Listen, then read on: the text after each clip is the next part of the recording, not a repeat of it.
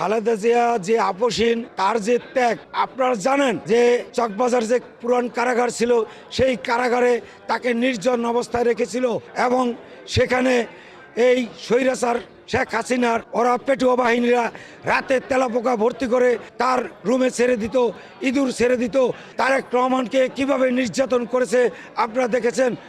আরাফাত রহমান হত্যা করেছে, তারপরও খালেদা জিয়া গণতন্ত্রের প্রতি শ্রদ্ধাশীল হয়ে এই দেশের মানুষদেরকে নিয়ে লড়াই করেছে, সংগ্রাম করেছে। তার নাম গিনেস বুক ওয়ার্ল্ডে লেখা হবে এবং সারা পৃথিবী থেকে তার এই শোকবার্তা পাঠিয়েছে। এই দেশে এমন আর নেত্রী আসে কিনা সেটা বলা যায় না। তারপরও আমি বলি যে সেই ধারাবাহিকতা আমাদের দেশনায়ক তারেক রহমানও সেভাবে তার হাত ধরে দেশ নেত্রী খালেদা জিয়ার নেতৃত্বে নীতি আদর্শ দেখে এবং বুঝে এই তারেক রহমান কাজ করে যাচ্ছে। তার নেতৃত্বে এই বাংলাদেশ একটি সুখী সমৃদ্ধ রাষ্ট্র গড়ে তুলবে। মহান স্বাধীনতার ঘোষক শহীদ রাষ্ট্রপতি জিয়াউর রহমান 30শে মে শহীদ হন। এই রাষ্ট্রপতি জিয়াউর রহমান যখন শহীদ হয়েছিলেন, আপনারা দেখেছেন তার এই মানিক মিয়া এভিনিউতে লক্ষ লক্ষ লোকের জানাজা হয়েছে।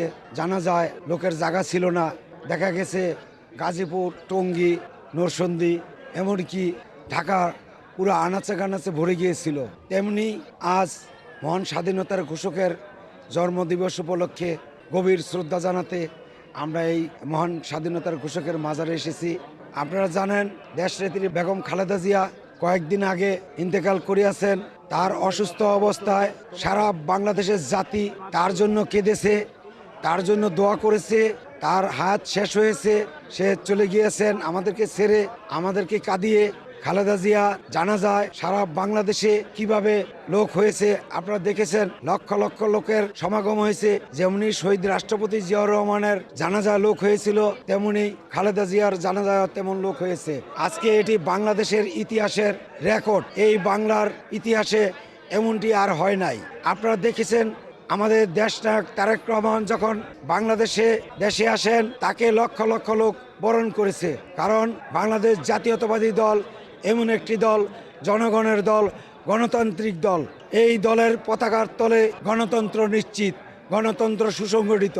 আজকে বাংলাদেশে যেভাবে নির্যাতন জুলুম হয়েছে বিএনপির উপরে, কিন্তু বিএনপি কঠিন ইস্পাতের মতো দাঁড়িয়ে আছে। আজকে আগামীতে যে জাতীয় নির্বাচন আসছে, এই জাতীয় নির্বাচনে বাংলাদেশে ধানের শীষের গণজোয়ার এসেছে। কারণ বাংলাদেশে আগামীতে আশা করি তারেক রহমানের নেতৃত্বে বাংলাদেশের সরকার গঠন হবে এবং একটি সুন্দর একটি ভালো সরকার হবে এবং এই সরকার যে তারেক রহমান 31 দফা দিয়েছেন, সেই 31 দফা বাস্তবায়ন হবে এবং দেশের পাশে দাঁড়াবে বাংলাদেশ জাতীয়তাবাদী দল এবং জনগণ। আমরা সবাই মিলেমিশে ঐক্যবদ্ধভাবে এই দেশটাকে গড়ব, নতুন বাংলাদেশ গড়ব, গণতান্ত্রিক দেশ গড়ব।